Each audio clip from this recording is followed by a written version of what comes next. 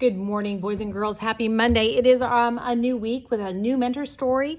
This is one of my favorite stories because of the powerful message it sends and it has in the book. It's called Each Kindness, written by Jacqueline Woodson.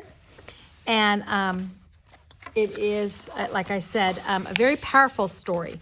Now, remember, on the title page here, this empty desk gives us what we call foreshadowing. We've talked about foreshadowing a lot. It gives us a look ahead of what is to come. So why is that empty desk significant? What is important about it? We will find out about it as we go. That winter, snow fell on everything, turning the world a brilliant white. One morning, as we settled into our seats, the classroom door opened and the principal came in. She had a girl with her, and she said to us, "This is Maya." Maya looked down at the floor. I think I heard her say, "Hello." We all stared at her. Her coat was open, and the clothes beneath it looked old and ragged. Her shoes were spring shoes, not meant for the snow. A strap on one of them had broken. So just by that description, we can make some inferences, can't we? And infer a little bit about Maya as a character. Our teacher, Ms. Albert, said, "Say good morning to our new student." But most of us were silent. The only empty desk was next to me. That's where our teacher put Maya. And on that first day, Maya turned to me and smiled. But I didn't smile back. I moved my chair, myself, and my books a little farther away from her. When she looked my way, I turned to the window and stared out at the snow. And every day after that, when Maya came into the classroom, I looked away and didn't smile. Wow. My best friends that year were Kendra and Sophie. At lunchtime, we walked around the schoolyard, our fingers laced together, whispering secrets into each other's ears. So here are the girls. Okay. One day, while we were near the slide, Maya came over to us. She opened her hand to show us the shiny jacks and tiny balls she'd gotten for her birthday. "It's a high bouncer," she said, but none of us wanted to play. So Maya played a game against herself. Wow, these three girls are not acting very kind, are they? That afternoon, when we got back into the classroom, Maya whispered to me, "Bet you can't guess who the new Jacks champion of the world is." Behind me, Andrew whispered, "Chloe's got a new friend. Chloe's got a new friend." "She's not my friend," I whispered back.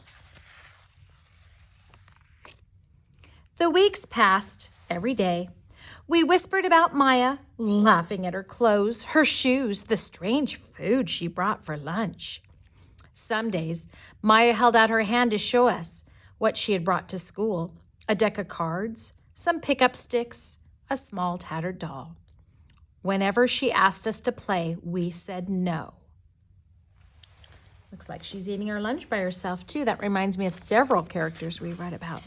Boy, these girls are not kind at all. The day grew warmer and warmer. The days grew warmer and warmer. The pond thawed. Grass began growing where snow had once been.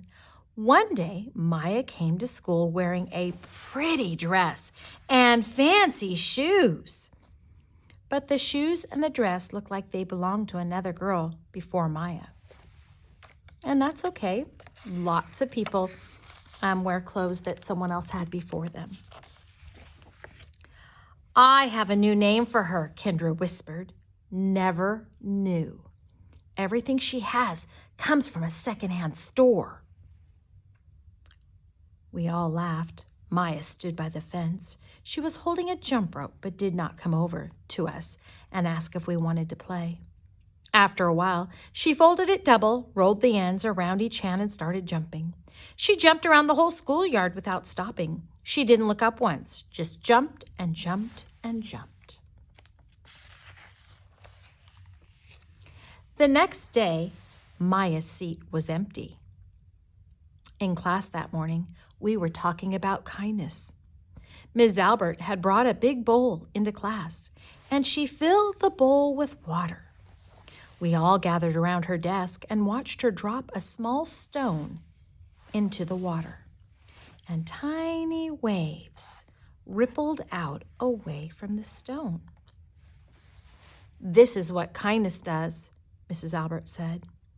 "Every little thing we do goes out like a ripple into the world."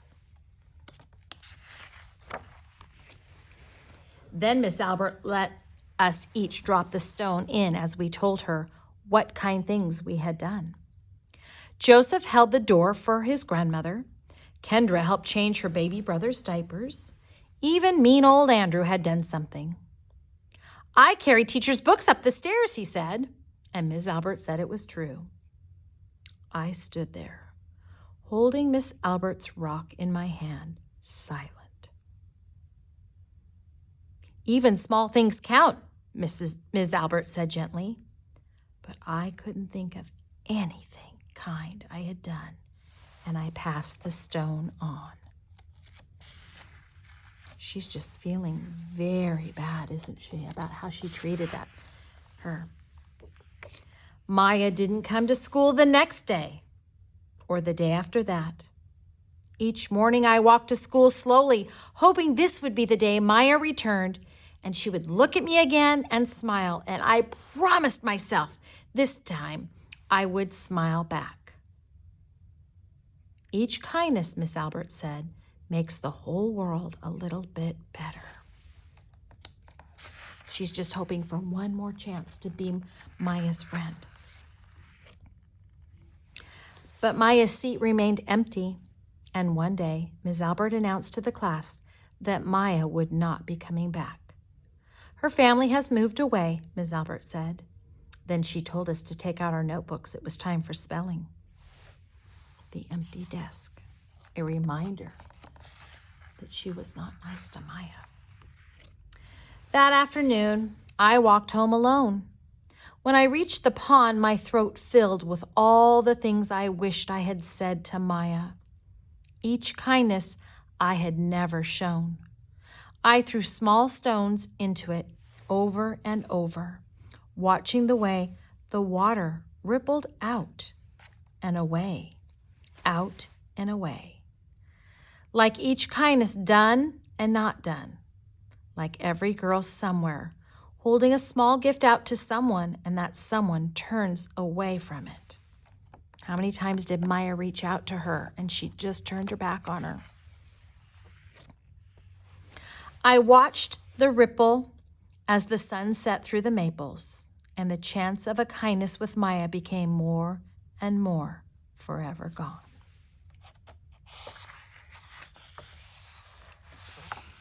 A very powerful story, boys and girls, about how our actions and our words spread out and ripple out. Whether they are positive things, they ripple out to make you feel better, or if they're negative, they ripple out. But our effect has, what is done to one of us affects other people. So we need to remember this story and this each kindness. We will be doing a lot of reflecting this week about our actions and our words and how those have a ripple effect on everyone. Send me back a message and tell me if you liked this story.